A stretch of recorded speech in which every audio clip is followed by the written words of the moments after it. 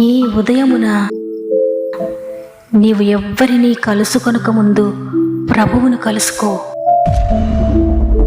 నీవు ఎవ్వరినీ చూడకముందు ప్రభువును చూడు. నీవు ఎవ్వరితో మాట్లాడకముందు ప్రభువుతో మాట్లాడు. నీవు దేనిని వెదకకముందు ఆయన రాజ్యమును నీతిని వెదకు.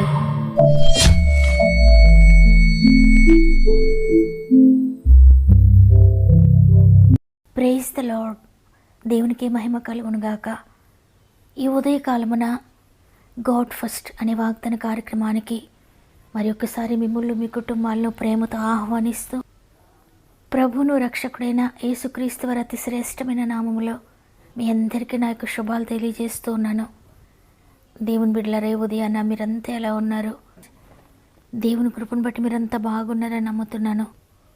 ప్రతిరోజు ఈ విధంగా మిమ్మల్ని అందరినీ కలుసుకోవడానికి, దేవుడు అనుగ్రహించిన మాటను మీతో పంచుకోవడానికి, ఆయన నాకు అనుగ్రహించిన గొప్ప భాగ్యాన్ని బట్టి నేను ఎంతగానో దేవుని స్తుతిస్తూ ఉన్నాను. నా ఆశ ఒక్కటే, రోజుకు ఒక్క ఆత్మ మేలు పొందిన, ఒక్కరు దేవుని ప్రేమను తెలుసుకున్నా చాలు. మన భారతదేశంలోని అనేక కోట్ల మంది నశించిపోతున్నారు. దేవుని ప్రేమను తెలుసుకోలేక, ఆయన శక్తిని తెలుసుకోలేక ఇంకా చీకటిలోనే మగ్గిపోతూ ఉన్నారు. వారిలో కొంతమందికైనా ఆయన ప్రేమను తెలియజేసే పాత్రగా నన్ను వాడుకోవాలని ఆశపడి ఎన్ని ఆటంకములు, ఎన్ని అవరోధములు ఎదురైనప్పటికీ కూడా దేవుని మాటను మీద పంచుకుంటూ ఉన్నాను. నశించిపోతున్న అనేక మందిలో కొంతమంది అయినా నిత్య జీవ మార్గాన్ని కనుగొనాలనేది నా యొక్క ఆశ. మీరే సమస్యలు ఉన్న, ఏ శోధనలో ఉన్నా మీ ప్రతి ప్రార్థన అవసరత కామెంట్ ద్వారా నాకు తెలియచేయండి. మీ సమస్యలన్నిటి కొరకు, మీ జీవితాలను దేవుడు మార్చాలని ఆశపడి మీ కొరకు ప్రార్థిస్తున్నాను. మీ అనుదిన ప్రార్థనలు నా కొరకు ప్రార్థించమని ప్రేమతో తెలియజేస్తున్నాను. నా కొరకు, మన పరిచర్య కొరకు ప్రార్థిస్తున్న మీ అందరికీ హృదయపూర్వకమైన వందనాలు. సమస్యలో ఉన్న వారందరి కొరకు వాక్యం చివరిలో మనందరం కలిసి ఏక మనసుతో భారంతో ప్రార్థన చేద్దాం. మన ప్రార్థన ఎప్పటికీ దేవుడు త్రోసివేయడు. తగిన సమయంలో తప్పక జవాబిస్తాడు. ధైర్యంగా ఉండండి. సమస్త మహిమ, ఘనత, ప్రభావములు దేవునికే చెల్లునుగాక. ఈరోజు దేవుడు మనకు అనుగ్రహిస్తున్న శ్రేష్టమైన వాగ్దానం యెషయా గ్రంథము 51వ అధ్యాయము 7వ వచనము. మనుషులు పెట్టు నిందకు భయపడకుడి, వారి దూషణ మాటలకు దిగులు పడకుడి. ఆమేన్. ఈరోజు వాగ్దానాన్ని వింటున్న ప్రియ సహోదరి, ప్రియ సహోదరుడా, మీ జీవితంలో మీ బలహీనతలను బట్టి, మీ అసమర్థతను బట్టి, మీ స్థితిగతులను బట్టి అనేక నిందలు మీరు అనుభవిస్తూ ఉన్నారా? ఏ తప్పు చేయకపోయినా, మీరు చేయని తప్పుకు, మీకు తెలియని పరిస్థితులకు కూడా మిమ్మల్ని నిందిస్తూ ఉన్నారా? ఈరోజు దేవుడు మీతో మాట్లాడుతున్నారు. మనుషులు పెట్టే నిందకు ఎంత మాత్రం కూడా భయపడొద్దు. వారి దూషణ మాటలకు దిగులు పడొద్దు. అవమాన భారంతో కృంగిపోవద్దు. ఎందుకంటే నేనున్నాను నీకు. నీ యొక్క ప్రతి నిందకు, ప్రతి అవమానానికి బదులుగా రెట్టింపు ఘనతను అనుగ్రహించే దేవుడను. నేను నిన్ను పడిపోనివ్వను, నేను నిన్ను కృంగిపోనివ్వను. తప్పక చేపట్టి లేవనెత్తుతాను. ప్రతి నింద కూడా కొట్టివేయబడిపోతుంది. ఒక దినాన సత్యము నేను తెలియజేయబోతున్నాను. ఎక్కడైతే అవమానించబడి దేని గురించి అయితే కృంగిపోయావో అక్కడే నిన్ను లేవనెత్తుతానని సృష్టికర్తైన దేవుడు నీకు తెలియజేస్తున్నారు. అవును, ఈ లోకమంతా కూడా బలహీనులుగా ఉంటే బలహీనులను చూచి నవ్వుతుంది, హేళన చేస్తుంది. అనారోగ్యంతో ఉంటే అనారోగ్యాన్ని చూచి హేళనాస్పదంగా మాట్లాడుకుంటారు. వ్యసనాలలో, పాపంలో బంధించబడి ఉంటే నీవు పాపివి, నీవు వ్యసన పరుడవని వేలెత్తి చూపిస్తారు. ఏంటి నీ జీవితము, ఏంటి నీ బ్రతుకు, నీ జీవితం ఎవరికి ఉపయోగకరంగా ఉందని నవ్వుతారు నిన్ను చూచి. కానీ నీవు నమ్ముకున్న ప్రభువు మాత్రం, నీవు ఇంత కృంగిపోయి ఎక్కడ పడిపోయి ఉన్నావో, అందరూ త్రొక్కివేసిన పరిస్థితిలో నీవు ఉన్నప్పటికీ కూడా, అందరూ త్రొక్కుకుంటూ నిన్ను దాటిపోతున్న వేళలో కూడా, అందరూ నిన్ను చూచి చూడనట్లుగా వెళ్ళిపోతున్న పరిస్థితుల్లో కూడా, అందరూ నిన్ను త్రోసివేసినప్పుడు కూడా ఆయన ప్రేమ మాత్రం నేను దాటిపోదు. చూచి చూడనట్లయిన వెళ్ళిపోడు. మంచిగా ఉన్న 99 గొర్రెలను విడిచి తప్పిపోయిన ఒక్క గొర్రె కొరకు వెళ్ళినట్లుగా ఆయన పడిపోయిన స్థితిలోని నీ దగ్గరికి వచ్చి ఆ గుంటలో నుండి, ఆ గోతిలో నుండి ఆ బాధలో నుండి, ఆ నిందలో నుండి నిన్ను లేవనెత్తుతాడు. లేవనెత్తడమే కాదు, నీకు బదులుగా నీ నింద ఆయన తీసుకొని, నీ శ్రమ ఆయన తీసుకొని, నీ అవమాన భారాన్ని ఆయన తీసుకొని, నీ కన్నీటిని ఆయన తీసుకొని, నీ అవమానానికి కారణమైన ప్రతిదాన్ని ఆయన తీసుకొని, నీకు బదులుగా ఆయన నిందను అనుభవించి, నీకు బదులుగా ఆయన అవమానాన్ని పొంది, నీకు బదులుగా ఆయన శ్రమపడి, నీ స్థానాన్ని ఆయన తీసుకొని, ఆయన స్థానాన్ని నీకు ఇచ్చి, నీ స్థానంలో ఆయన నీ ప్రతి భారాన్ని మోసి, నేనెందుకు ప్రతిగా రెట్టింపు ఘనతనిచ్చి, ఇక అంతా అయిపోయింది, ఇక ఏమీ లేదనుకున్న చోటనే నిన్నే అనేక మందికి ఆధారంగా ఒక మహావృక్షంగా నిలబెట్టి నిన్ను ఆయన కొరకు వాడుకుంటాడు. చూడండి, పౌలు భక్తుడు అంటున్నాడు, 2 కొరింథీయులకు వ్రాసిన పత్రిక 12వ అధ్యాయము 10వ వచనంలో, నేనిప్పుడు బలహీనుడనో అప్పుడే బలవంతుడను గనుక క్రీస్తు నిమిత్తము నాకు కలిగిన బలహీనతలలోనూ, నిందలలోనూ, ఇబ్బందులలోనూ, హింసలలోనూ, ఉపద్రవములలోనూ నేను సంతోషించుచున్నాను. దేవుని చిత్తం పౌలు భక్తుడికి పూర్తిగా క్లియర్గా అర్థమైపోయింది. ప్రభు ఆయన కొరకు ఏం చేస్తాడో అర్థమైపోయింది. ప్రభు త్యాగాన్ని అర్థం చేసుకున్నాడు. ప్రభు తన శిక్షను భరించడాన్ని అర్థం చేసుకున్నాడు. అందుకే అంటున్నాడు, నేను ఎప్పుడు బలహీనుడనో అప్పుడే బలవంతుడను. అందువల్ల క్రీస్తు నిమిత్తము ఏదైనా శ్రమ నాకు కలిగినా, ఏ బలహీనత నాకు కలిగినా, నిందలు కలిగినా, ఇబ్బందులు కలిగినా, హింసలైన, ఉపద్రవంలైనా, ఏదొచ్చినా సరే నేను సంతోషంగానే ఉంటాను. ఎందుకంటే నా కొరకు నా ప్రభువు ఉన్నారు. నా నింద కొట్టివేయడానికి ఆయన నిందించబడ్డాడు. నా అవమానాన్ని కొట్టివేయడానికి ఆయన అవమానించబడ్డాడు. నా శిక్ష కొట్టివేయడానికి ఆయన శిక్షించబడ్డాడు. నా పాపమును తీసివేయడానికి ఆయన పాపిగా మారిపోయాడు. నన్ను ధనవంతునిగా చేయడానికి ఆయన దరిద్రుడిగా మారిపోయాడు. నా ముఖాన్ని అందంగా ఉంచడానికి ఆయన ముఖం వికారం అయిపోయింది. నా కొరకు ఇంత చేసిన నా ప్రభువు కొరకు నేను కూడా నిలబడతాను. ఆయన నిమిత్తము నాకు ఏదొచ్చినా నేను భయపడను, కన్నీరు కార్చను. దానిని సంతోషంగా స్వీకరిస్తాను. ఆ శ్రమలోని సంతోషంగా ముందుకు కొనసాగుతానని పౌలు భక్తుడు చెప్తూ ఉన్నాడు. ఈరోజు నీవు కూడా ఒక గొప్ప సత్యాన్ని తెలుసుకోవాలి.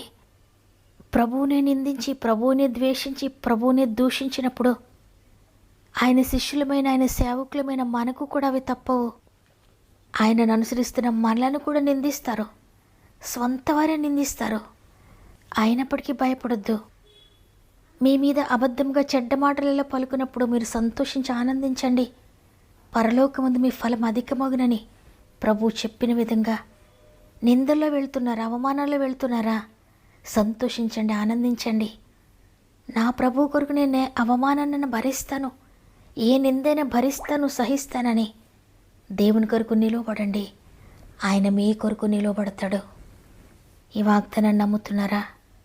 త్వరలోనే మీ నిందలన్నీ కొట్టివేయబడబోతున్నాయి. తండ్రి, నా కొరకు నువ్వు నిందను అనుభవించావు, అందుకే నా నింద కొట్టివేయబడుతుందా అని అందరం కూడా దేవుని సందు మోకరించి ఆయన పాదాలు పట్టుకొని ప్రార్థన చేద్దామా? ఆత్మీయ యుద్ధములో నా అంతరంగములో పోరాడుచున్నాను,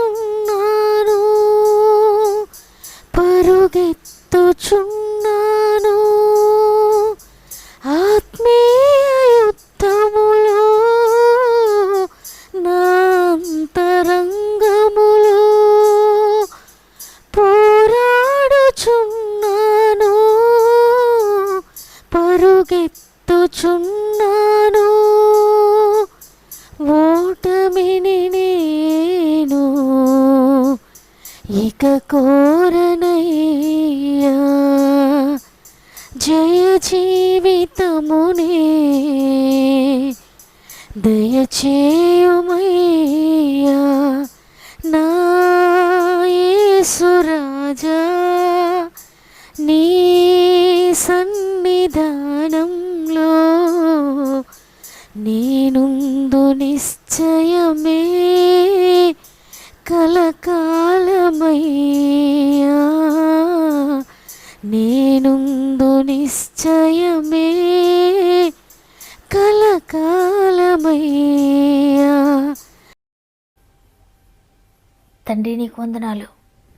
కేవలం నీ కృపను బట్టే ఈ దినాన్ని చూడగలిగాం. కేవలం నీ కృపను బట్టి ఈరోజు సజీవులంగా ఉన్నాం.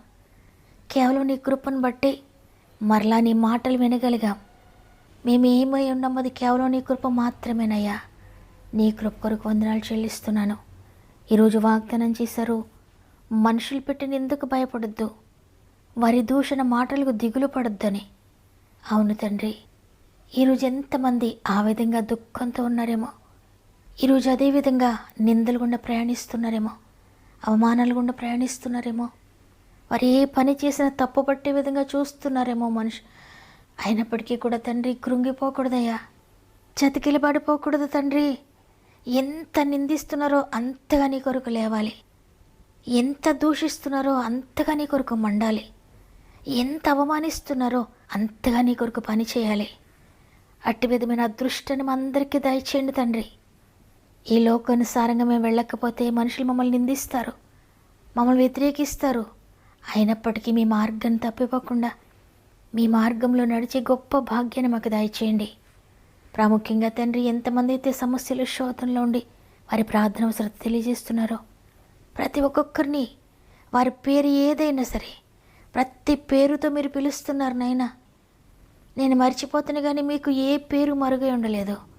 ప్రతి ఒక్కరిని చూస్తున్నామని, ప్రతి జీవితంలో మీరు జోక్యం చేసుకుంటున్నారని, ప్రతి సమస్యలను మీరు విడిపిస్తున్నారని నమ్ముతూ ఆత్మీయంగా పడిపోయిన బిడ్డలను లేవనెత్తండి అయ్యా.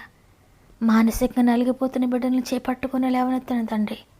శారీరకంగా వ్యాధులతో, ఆర్థిక బంధకాలతో, ఉద్యోగ సమస్యలతో, వ్యాపార సమస్యలతో, గృహ సమస్యలతో, కోర్టు కేసెస్తో, ఉద్యోగం రాలేదని, గర్భఫలం లేదని, వివాహం కాలేదని, గృహం ఆగిపోయిందని, స్వంత గృహం లేదని, బిడ్డల భవిష్యత్తు ఎలా ఉంటుందో అని, భార్య గురించి, భర్త గురించి, బిడ్డల గురించి, ఉద్యోగాల గురించి, వ్యాపారాల గురించి, వ్యవసాయాన్ని గురించి, పాడి పంటల గురించి, పరిచర్య చేస్తున్న బిడ్డలు పరిచర్య విషయంలో, ఇక ఎన్ని విషయాలైతే వారి జీవితంలో అడ్డంకులు ఉన్నాయో, ఏ ఏ విషయాల గురించి అయితే వారు ఓడిపోయామనుకుంటున్నారో, ఏ పరిస్థితుల గురించి అయితే ఏడుస్తూ ఉన్నారో ఇక జరగదేమో అని, అన్ని విషయాల్లో కూడా మీరు లేవనెత్తుతున్నందుకు వందనాలైనా.